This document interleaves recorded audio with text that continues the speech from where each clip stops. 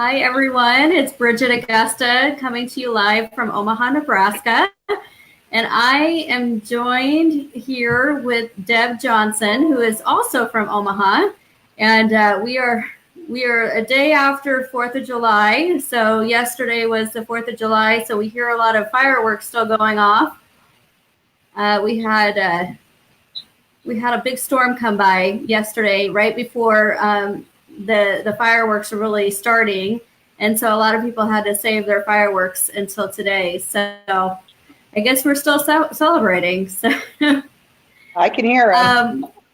I know, I can hear them. It's like everybody had a lot of, well, we always have a lot of fireworks every year. So, but we'll kind of give people a chance to join in, our audience.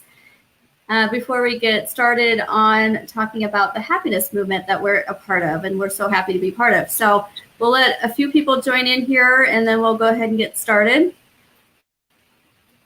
So what's your favorite memory from the 4th of July, Deb? Homemade ice cream. Homemade ice cream. My parents always made it when we were little, and when we were family teachers at Boys Town, we carried that tradition over, and the Boys Town firemen always shoot off the fireworks, but until we took them homemade ice cream, they said the fireworks couldn't be lit. So we would make an extra container for the Boys Town firefighters who are putting on the display. I don't know who's doing it or carried on the tradition since we left, but that's my favorite memories. Taking those guys homemade ice cream, and it was my mom's recipe. So. Oh, wow. Yeah. Well, I have to make that for you someday. It's good. It's good. Our daughter loves ice cream, so it's the season for it. So. Yes, it is. Well, we'll go ahead and get started. I just wanted to get a couple people on here, and I know a lot of people will join in as a replay, so we always love to hear where everybody's coming and joining in from. So go ahead and put in the comments where you're joining in from. We had a little bit of technical difficulties the last time we did this, so we're just going to go ahead and just redo it again. But, you know, I think it's one of those things that we have this amazing dose of happiness that we use, and it, you know, it helps with just stress and anxiety. So what's really cool is, you know, these things happen, life comes at you, and things don't go always perfect. But you just kind of go with the flow, and, you know, it is what it is. So, yep, we had a failed live, you know, because of, well, I thought my computer was charged, but apparently it wasn't. So we're going to do it again, and that way we can share your story, because you have an awesome story to tell in just a short time with your elevated experience on our products. So wanted to hear a little bit from you, and I think, you know, what's great is for us to kind of just talk and share about what it was like before you started Dose or before you started with the Elevate Coffee, because at the beginning of the year you were not in a great place. So I would love to have you just kind of share what your state of mind was at the beginning of the year, and we'll kind of go from there. Okay. If anybody's watching this that knows us, they already know that my sweet husband, Scott, has leukemia, and he is in remission. He's had it for 12 years, as well as our son. And so there's been some stress in our life for that, but they're both in remission. They're both doing really well. And on top of that, I teach at an alternative behavioral school, and I have little ones, and their little stories will break your heart. And I thought I was doing a really good job. And I was up until February 12th with, you know, I would do my work, and I love those kids and everything, but you just don't lock the door and go home and hang their worries or your worries for them up. But February 12th, my husband ended up having quintuple bypass surgery. He had a heart attack on his way to work one day and drove himself to the emergency room.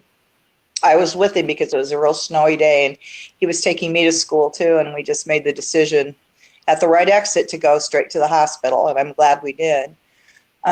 Needless to say, we got through that. I brought him home, and any of you who are out there that are caregivers or have been caregivers, you understand and just the weight that you have, that I was anxious to get back to school, knowing that my kiddos do not do well with changes in schedule, changes in teachers, subs, and all of that, that they're used to just that consistency. And I worried about them. I worried about my team, because I also know that puts weight on their shoulders when they're picking up the slack for my kiddos. And we've all been there, and we know how stressful it is to try to absorb and help other teachers when they have to be absent. So Scott was home almost 3 weeks when I went back to work, and I thought I was doing well. I had my lesson plans. We did what we had to do, and we got things done. But in the next week or so, I had several people ask me, Deb, you're not you. I know Scott's had a heart attack, and, I just thought that if I even open my mouth, I'm just going to be reduced to tears. So I'm just, no, I'm good. Everything's good. And that changed on April 24th when one of his new bypasses did not do well, and he had another heart attack. And that's when I lost it. I just remember sitting in that emergency room with him, and we both just, I fell apart. I'm like, no, we can't do this again. Calling our kids and telling them again. And as a mother, worrying about your older children, and as your older children picking up the slack and taking care of their mother. I mean, it just was, and their dad, it was just a really very stressful time. And I thought I was handling it really well. He came home, he had a stint put in, I could go back to work right away. And I did.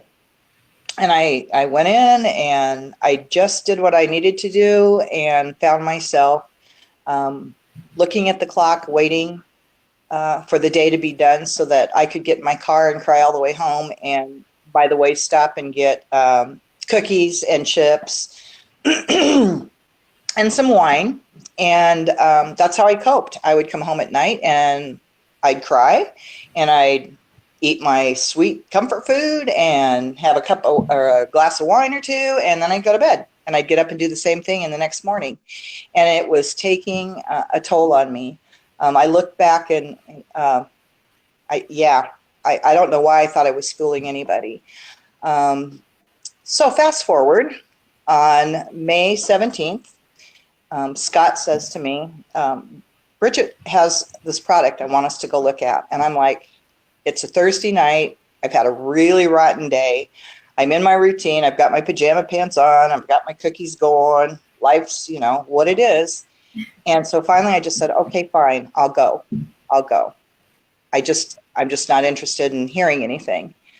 So we went, and Bridget gave me some samples of the coffee and the Zenthromax. And I thought, well, all right. So I brought it home, and I researched it, and we called our oldest son, we called our daughter. They're big research fanatics. And I'm like, if you see anything negative about this, let us know. I'm going to give it a try.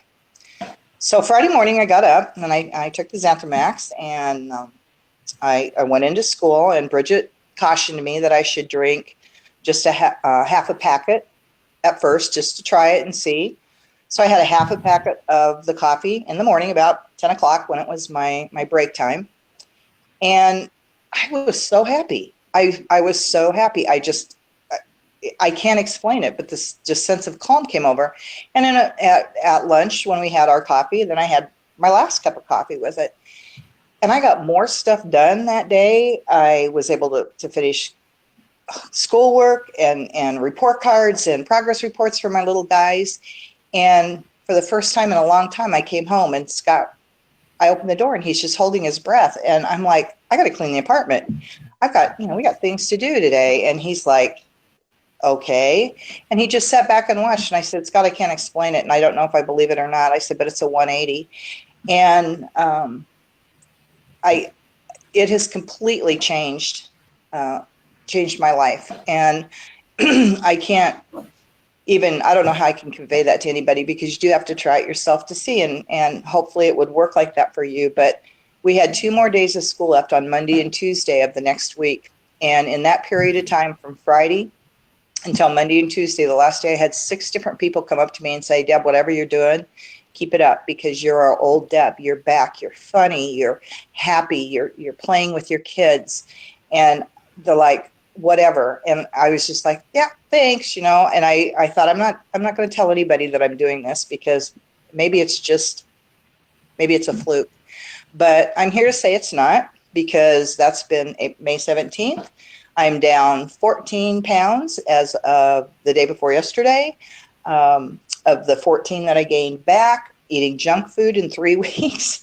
And I have energy to play with my grandbabies and spend time with Scott. And I can't be grateful enough for the product. So I'm glad I went to that meeting that night, even though I wasn't going to buy anything.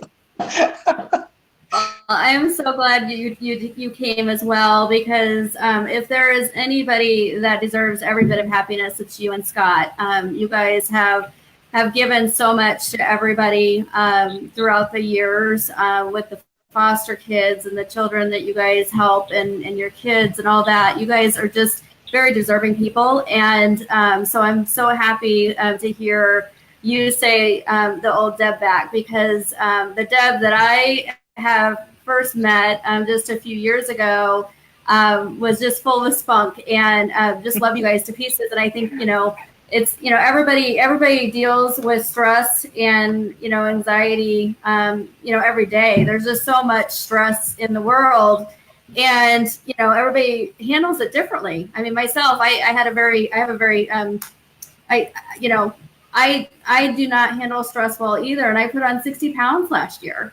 And it can come on so quickly. I mean, because, stress and, it does so much to the body, and it spirals out of control. Yep. And just having a good sense of like community and support makes all the difference. But I was so happy to see you both walk in the door when we had our happy hour that night, because I knew what you had gone through. I saw the post that your sons were, have, and so, and then they cared about you, and they cared about your health and what was going on. And so I just wanted to say, I'm so happy that we have the Deb back, because everybody knows how wonderful you guys are, and you deserve every bit of happiness. So could you talk a little bit about the experiences that you've had, just your interactions with your family and your kids? You can hear my child in the background. She's getting tired. But, I know you've been spending more time with your grandkids, and,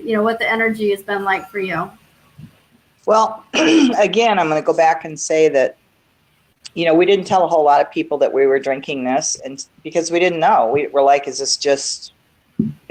this real, or is it, is it a placebo for us, or what? And we spent the last 5 weeks out in Denver, and with our daughter and her grandbabies and our son-in-law. And I never asked Caitlin anything about, do you notice anything different, until 2 days before we left to come home. And I said, I want the truth, Caitlin. I said, what do you see? What are you seeing in me? And she's like, Mom, you have so much more energy. You are swimming with the kids. You're playing with the kids. You're up with them at 5:30. And we look back and we'd have a nap now and then, but nothing like it used to be. Plus the fact that, I went back down 14 pounds. That happened over those weeks that I was there. And she was just amazed at it. And you talk about the natural ingredients in it. And I think probably what it works, and I do believe this in the research that we've shown and with the kids we've worked with, is that dopamine and serotonin and oxytocin in your brain are chemicals. And if somebody's dealing with anxiety or depression, the first thing you want to do is you think, I need to be on a pharmaceutical of some kind. And that is true. And it's life-saving for so many people. And to deal with, I can't imagine in just those 3 weeks, the depression I had, when I look back on it now, to live a lifetime of that and to have it for years and years. I can't imagine. But I'm just saying that the ingredients in the coffee have interacted well with, I'm sleeping better. I no longer take any medication to sleep at night. I'm up at a regular time. My body wakes up on its own, no alarm. I get a good restful sleep. But again, the happy part, and Caitlin just said, Mom, you're you back. And that meant the world to me. Because I just said, I just want to know. And she's like, your energy level's crazy, and you're just, there's no more anxiety. I mean, I'm not stressed. And believe me, I could be very quickly stressed, and it would come out in, various ways, of course, like it does in all of us. But it was just like, you're just chill and you just feel good. So that was the experience I had with her. And then again, with the 6 teachers that were like, whatever you're doing, keep it up. And I've never yet told any of them what I'm doing till now. Well, they're knowing now. And so you talk about the product. So I'm just going to hold this up real quick. So this is Elevate Coffee. And the Elevate Coffee, I mean, it's not your ordinary coffee. Would you agree? Oh, absolutely. And I'm a Starbucks. It's not your ordinary coffee. And so there's a lot of, basically there's a lot of different ingredients in this, and they all serve a function in the body. So they all serve a positive function in the body. So it's just not a normal cup of joe.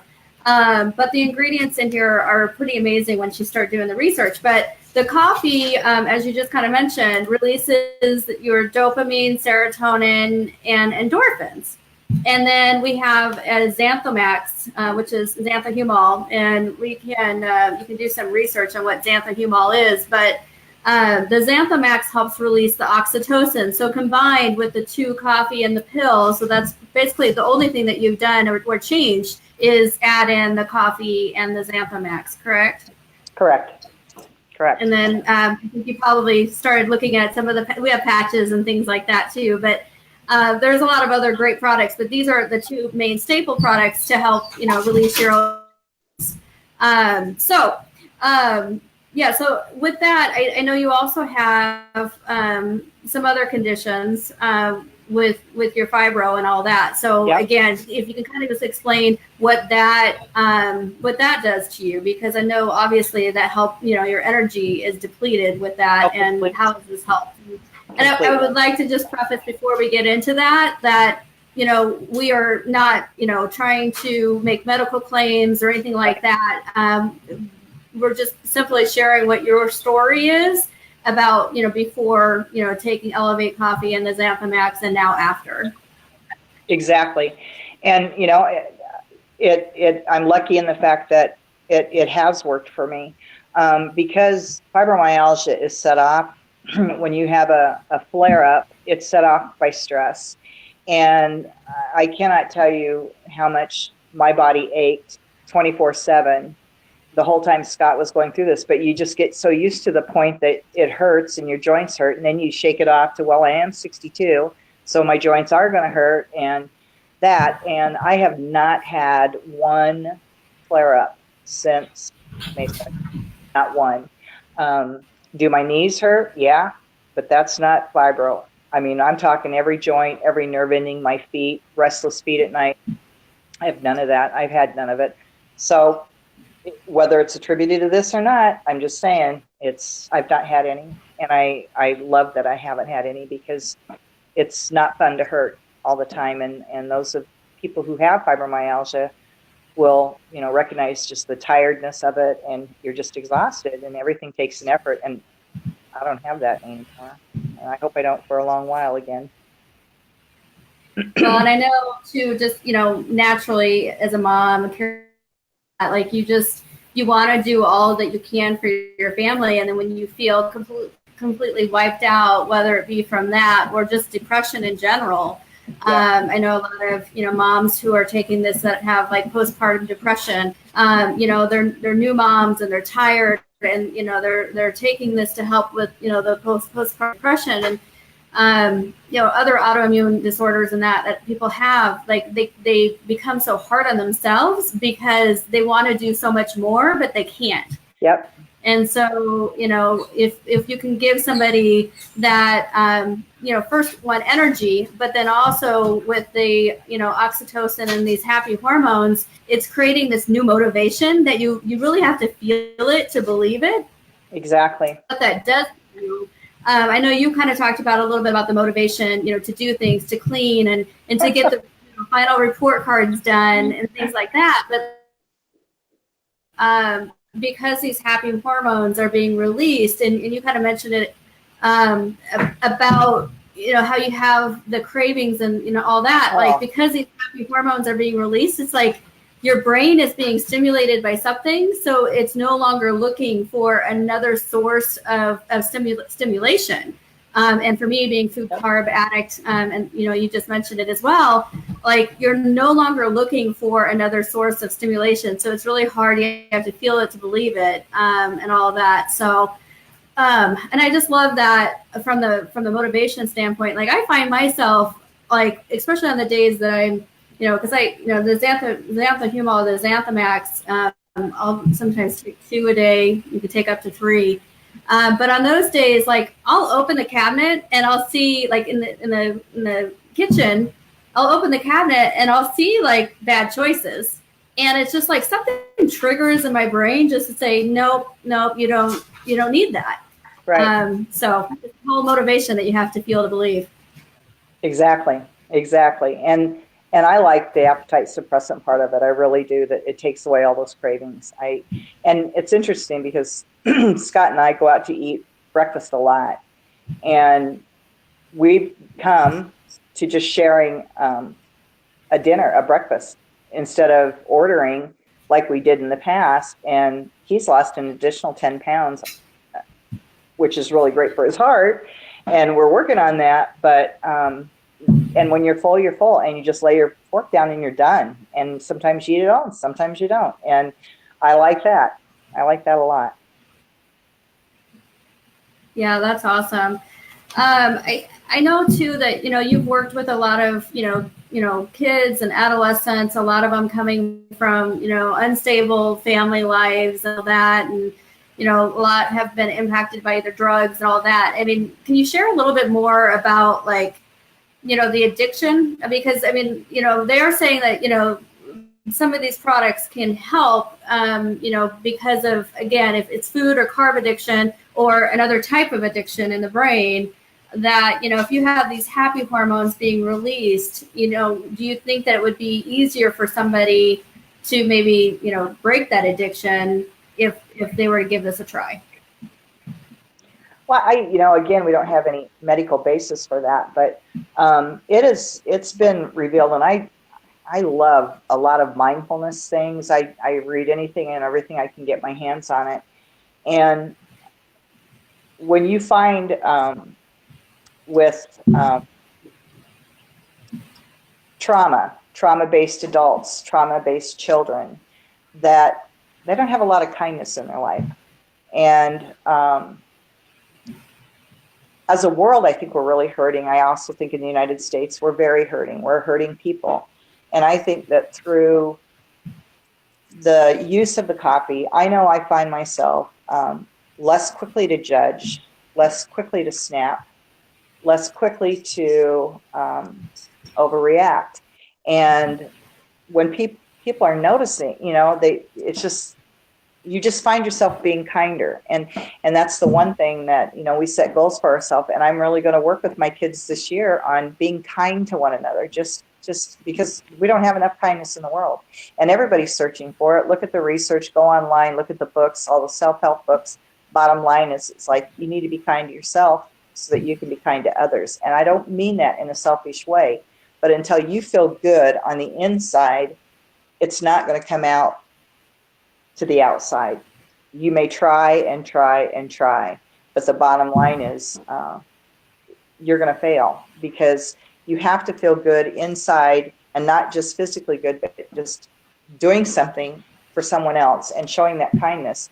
And I think that the more that the oxytocin's released in your brain, and that the more you're going to crave it and the more you're going to do it. And I just think, especially in our world, and just, I don't know, just happiness is very low right now. And I think it's just our duty, especially me as a teacher, to be exceptionally kind and non-judging of parents and of caseworkers and, you know, the children that I take care of, and just understand that I need to be grateful for the situation that I have. But while they're with me, or while whomever, I don't care if it's a clerk in a store, if they're going to interact with me for the very first time today and never see me again, I'm going to make sure that it's done in kindness. And that's the one thing that again, I take away from this, is that it just allows you to slow down that thought process, and that, you know, the anger's not there, the resentment's not there. Yeah, it's just, it's really hard to explain, but that's what I have found. And that's what's been come back to me, are my friends going, oh, our kind Deb is back. And that made me kind of sad. I'm like, wow, you know, I've been ugly for a long time, but I look at the circumstances in our life, and yeah, it's not been an easy spring. So, you know, this is helping me a lot. I love hearing that. Yeah, there's, you know, so much with this happiness movement, and like you said, there's just so much going on in our world that, I mean, it's a mindset. And so, and you talked about this a little bit, and maybe have you share a little bit more about the in Denmark and the studies there, but about community. So having a community of like-minded people makes all the difference in the world. And I mean, you know, who you hang out with and who you spend your time with makes a big difference. So can you talk a little bit about that and the research and stuff? Because I know you were kind of interested to share that. Yeah, it is kind of interesting, and I would suggest anybody who is interested in learning more about it. There's two books. One's, and I'm going to just spell it for you because it's not spelled at all like it doesn't sound like it's spelled, but it's Hygge and Lykke, and it's Scandinavian. It's Danish, and it's basically for the hygge, which is the Hygge, was written by a man who has spent his entire career. He travels countries and interviews, and they keep the data, and then he works with the presidents and boards of those countries to develop, you know, healthcare plans, and to develop the needs that need to be met. But through this, he measures happiness among the people, and it's embarrassing because the United States was 47th. When I came back tonight and I looked, 47th, and I think, wow. And Denmark is number 1. And he's like, why are they so happy? They have the highest tax rate of any country he's been in. Yes, they're a socialist country, but they care for one another, and they don't mind having their taxes going someplace else if it's taking care of somebody. And those somebodies are the children and the elderly. And those are who are getting left behind in so many other countries, where we're after that almighty dollar, or, you know, bigger, better, finer, faster is going to give me the happiness. And he said, it's not that. It's they've begun building communities where they're little neighborhoods, where they'll make sure that, you know, the people, that there's grandparents in there. There might be a single mom with children. There could be the traditional couple. There may be a same-sex couple. It doesn't matter. But twice a week, they meet in the circle and they have dinner together. And they don't have to worry about hiring babysitters, because they talk and they share with their friends. And if you need something, you just go take.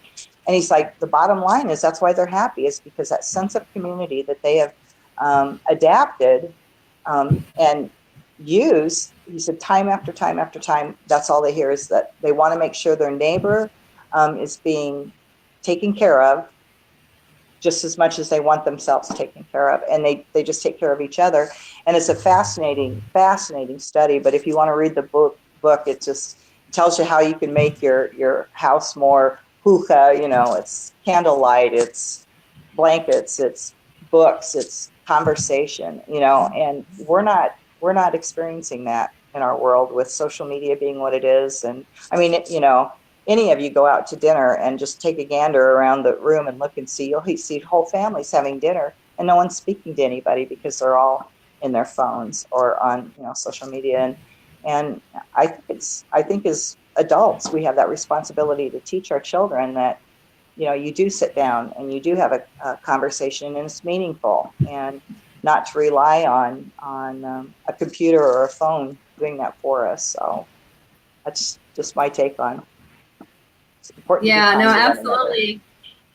Absolutely. I mean, being a mom of two teenage boys myself, I mean, it's constant struggle of getting them to look up off their phones. And it's just, if you're a mom out there and you're watching this, the struggle is real. and, Yeah. and to get our kids to look up from their phones. And, they're constantly, playing with, video games, give them these adrenaline rushes and all that's releasing dopamine and all that. And then when they're not doing that anymore, they come back to, having a family dinner and everybody's looking around each other. Everything's boring to them because they were so used to having like this high energy and adrenaline with some of these video games. And, I've seen and read about, kids that, after a while, it's like either the negativity that they see or they're exposed to, or there's trauma that you talked about, their brain is like no longer able to release these happy hormones. I mean, it's documented. Yeah. It changes the brain, the amount of social media that comes into the brain, especially with developing brains with our children. And, interesting enough, and I didn't know this until we had a job where we worked with at-risk children. And I think my husband and I were married when we were 18 and 19 years old. We thought we knew it all. But the last part of the brain to develop is the part that says, if I do this, this is what's going to happen. It's the consequence part. And that is not fully developed in adults until we're 25. Now, 25, and you just think, wow, and then, yeah, I mean, it just boggles my mind because it does change the brain. And the more negativity that is in your life is the more negative that your brain is going to feel and you're going to feel. And, again, I don't care if another person buys this or not. This is not why I'm in this whatsoever. I'm in it for me, and I know it makes me feel good, and it's doing wonderful things for me. And I would just love it for people to try to give it a chance just to see. I mean, just see. Yeah. I think, my son is a teenager and, they're moody, right? And so, I will notice when he's not been taking it because it just gets crabby. And I'm like, have you been taking your Xanthamax? And otherwise, when he starts taking, he starts giving me hugs, and that's not a typical teenager boy. So it's nice when I know that he has his dose of happiness because I can tell.